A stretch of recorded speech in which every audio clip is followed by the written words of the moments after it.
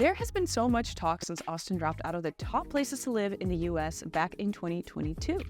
And in 2023, the city dropped down to number 40 based on News and World Report's best cities to live in 2023. There has been so much talk as to why Austin has dropped out in ranking, and today I'm going to share why I personally think it has dropped down. Let me begin by saying that Austin is still a really fantastic place to live. There's plenty of job opportunity. The people that live here are super friendly, really good, and people generally tend to be very happy here. However, I think that there are two, possibly three main reasons as to why Austin lost its position as the best place to live in the US, and then why it lost its position in the top 10 places to live in the US, and then dropped all the way down to 40. Now keep in mind, this is all information from 2023, and we are here in the new year, so I'm going to be keeping an eye out to see where Austin lands in that ranking for 2024.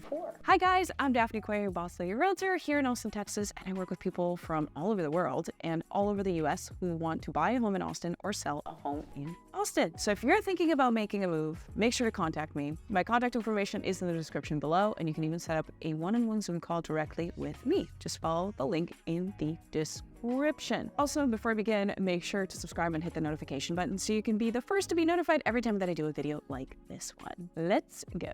Now, before I start poo-pooing all over Austin, I do want to point out that I did some research and I poked around online a little bit, and Austin still comes up as the top place to live in Texas, surprisingly. So yes, it has dropped down from the national list of places to live, but it's still at the very top of the rankings if you are wanting to move to Texas. Texas has four major cities: Austin, Houston, Dallas, and San Antonio. All of them are very, very different, and sometimes it even feels like you're in a different state depending on which one you go to. But Austin, I think, just has so much opportunity and has so much growth potential, whether it's in some sort of development or career growth, or if you're looking to start a new business, it's very entrepreneur and business friendly. So I found this article, let's take a look at the computer, titled Best Places to Live in Texas 2023 and 2024. So this is pretty current. And of course, number one on the list is still Austin. And number two on the list is San Antonio. Now, this is a complete aside, and I'll get to the meat and the bones of this video here in a second, but I absolutely adore San Antonio. There's tons of culture, tons of stuff to do, really good food.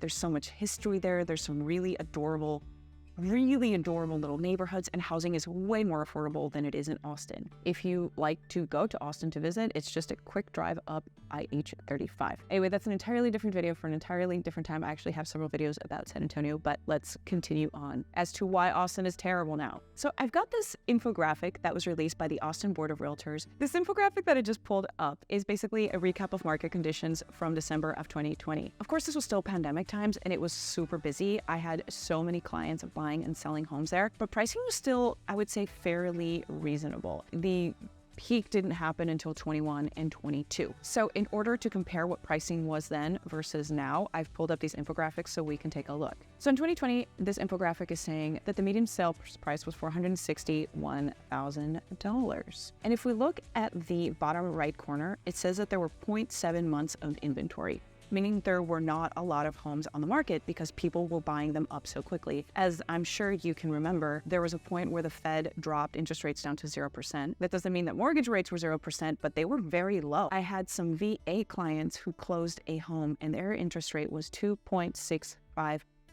That's insane, right, to think about? So buying prices were lower, and of course, interest rates were super, super low as well, making it way more affordable. Now, when the peak happened in 2021 and 22, we would see homes hit the market for one price and they'd end up selling for an extra $200,000 over the asking price, which was bananas, and interest rates were still low, which is basically what ended up causing all this forced competition and massive price inflation. So now we fast forward to December 2023. Interest rates were hovering right around 6.5, maybe 7.5% for a normal residential home purchase. And we can see here that the median home sales price in December of 23 was $511,000. So if we look at the bottom right-hand corner here, it shows that there were 3 months worth of inventory. Of course, that says that homes are sitting on the market for longer. But because now we have a higher price range and now we have significantly higher interest rates, this makes buying a home in Austin a lot less affordable If anything, I would say almost unaffordable. And people's buying power, as I'm sure you can tell, in Austin has dropped significantly. Along with high home pricing, Texas has some of the highest property taxes in the country. And Travis County, Williamson County, Bastrop County, Hayes County, all these central Texas counties basically doubled property taxes for a lot of property owners in the last couple of years. So let's say that in 2020, somebody bought a $300,000 home and their property taxes on it were around $6,500 a year, which was realistic then. That same home today, their property taxes would likely be closer to $14,000 or $15,000 if they didn't have a homestead exemption. A homestead exemption is something that's really specific to Texas. If you don't know what that is, please leave a comment. I'm happy to explain that. But for the purpose of this video, let's continue to move on. So the point is, a lot of homes are seeing a massive increase in property taxes as well. So between high interest rates, higher cost homes, and high property taxes, Austin has become a lot less affordable. Another thing that I believe people really don't like that have happened in Austin is that during the pandemic, we had so many people come from all over the country. People in Texas really love to say that it's just people coming from California, but the truth is I have clients from literally all over the country and also that are moving to Texas from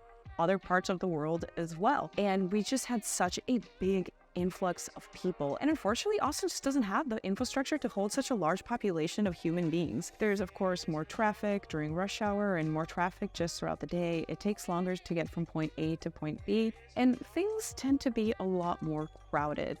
For instance, whenever I go to the grocery store, I really like going to H-E-B. I feel like regardless of the H-E-B that I go to, there's just people everywhere, and it's like you have to like maneuver around a ton of people. I also notice this at the gym. I've talked about that before, but like the gym rush hour tends to last longer and there's just more people taking up more space. This is the worst! Which is bound to happen in a growing city. But I think originally Austin had this image of being this really quirky, fun, small town where you could move around easily and meet funky people. But now moving around is not as easy as it used to be. And there's just so many of us, it feels like, being compacted into a small-ish space.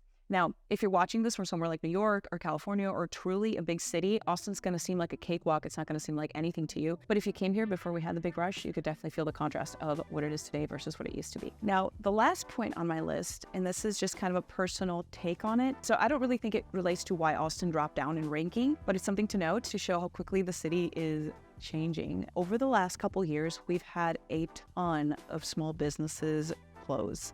We've had some really big staple stores just shut down because they can't compete with like the big box stores that are going up next to them, and they can't pay the property taxes anymore. One sad but good example of this is LaT&x, which was basically a costume store that was located right in the middle of South Congress that had been there since the 80s. You got all sorts of weird costumes there. I think part of it was like a thrift store also.